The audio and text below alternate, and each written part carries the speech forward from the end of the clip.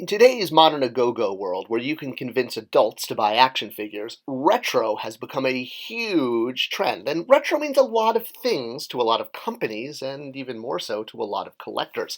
There's a lot of different ways you can offer a retro figure.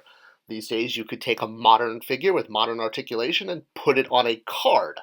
Or you could take figures and put them out on a card that looks like it would have come out in the 80s. That was the whole point of these. That's why they put Kenner on the packaging. It was just a branding exercise.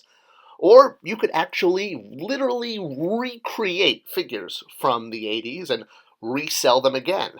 Or even put out figures that look like they could be part of the collection that came out in the 80s, giving them the same articulation, the same sculpting level, and the same details. And that's what I want to talk about. Because when you take a figure, a modern figure, and you put it on a quote-unquote retro card, yes, there is nostalgia, there is branding recognition, but you're missing out on something really key. Because when you change articulation, and by that it could be a positive thing, meaning increase the articulation, or the way the plastic is done. And that's the case with something like the reaction figures. Yes, it looks like a figure that came out way earlier, but it doesn't quite feel like a figure that came out earlier. Then, of course, you could always just, repaint a modern figure to make it look like a vintage figure as well. I mean, gosh, the tactics just never end. It's like throwing spaghetti against the wall and seeing what's going to stick.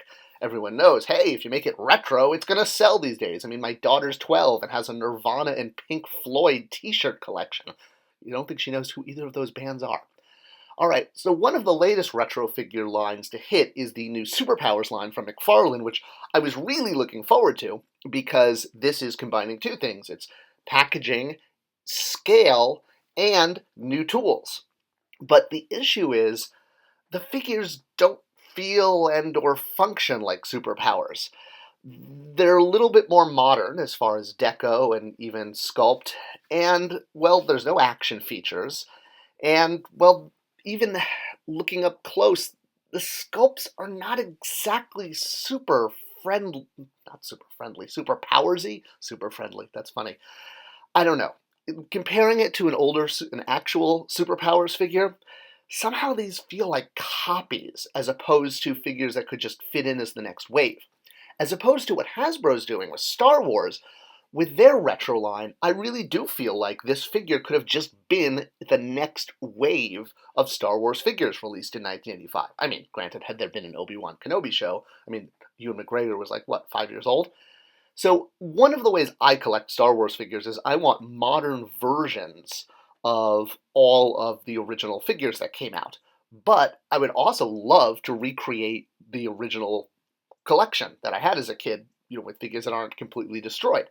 So it's awesome that they're putting out retro figures of the new IP, Mandalorian, Obi-Wan TV show. I know there's a gazillion other shows in the Disney Plus pipeline. And on the other hand, they're also putting out reproductions or repros of the original figures from the 70s and 80s. And I enjoy this because this might be a less expensive way of recreating a collection of these. I'm hoping they do all 92. It might be a big hope, but hey, everyone knows Star Wars these days is all about hope, hope, hope, hope, hope. Just go watch the Everything Wrong with Rogue One video. All right, so why is this toy such a better representation of retro? When you were having the reaction line a few years ago that Super 7 and Funko, and I know the license bounced back and forth, I first saw this and was absolutely blown away. I was like, wow, this is so genius. They are taking Star Wars action figures, or to a lesser extent, Clash of the Titans and Indiana Jones, from the 80s, and they're treating it as a form factor that they can apply any IP to. Now, not only is this giving us really cool, neato things, like having Star Trek figures that are completely in line with our Star Wars figures as far as, posing them on our shelf or displaying them more or less, but there's no likeness rights, there is very little deco, and so deep will the character selection go. I mean, we got our very first Back to the Future action figures out of this line. Because of the lack of likeness rights, the inexpensive nature of the deco and sculpting, there were even experiments to see what would another toy line that had a different form factor look like had it been done in the 5 points of articulation Star Wars form factor. All right, so back to the current line of Hasbro retro figures. The reason to me these are superior, look at the way the paint is chipping off on this figure. So I had a Boba Fett, I had him in my pocket, and my keys scratched his armor, so I bought another one. Look at the way the scratch is. All of my old figures are all scratched up. That's my actual Greedo from when I was a kid. And boy, has he, been through a lot of adventures. I still have him. The way his paint rubs off, the way he broke, and more importantly, the plastic. Pick up a Hasbro figure, you feel it in your hand.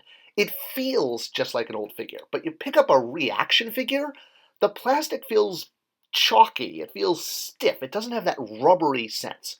And that is so important because tactile feel and memory are linked through synapses in the brain. This is why you have so many toys that are also just about tactile sensation. It is one of the strongest possible ways of experiencing play, memory, enjoyment, and connection.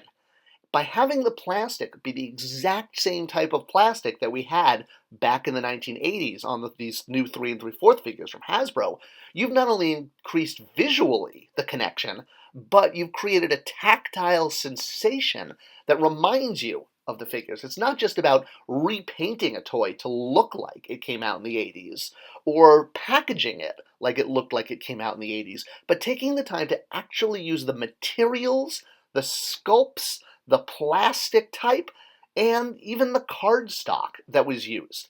All of these details are so important. Yes, it's great to have a huge character selection, and if they're just going to sit on your shelf and you're never going to touch, play, pose them, hey, they're basically just little statues.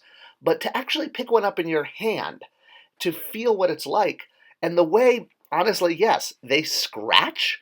To me, when I first pulled this figure back out of my pocket and saw the paint scratched off, I just got a huge smile because it reminded me of the way my action figures used to lose their paint in the 80s when you played with them. The details like that is what makes this line great. I hope this video was a little insight into how different companies approach the retro trend and how you could do it right, how you could do it wrong, and where there's maybe room for improvement. Let me know what you think of this video in the comments below, and as always, sharing it is the best way to show support for this channel. Thanks so much for watching. I'll see you guys next time.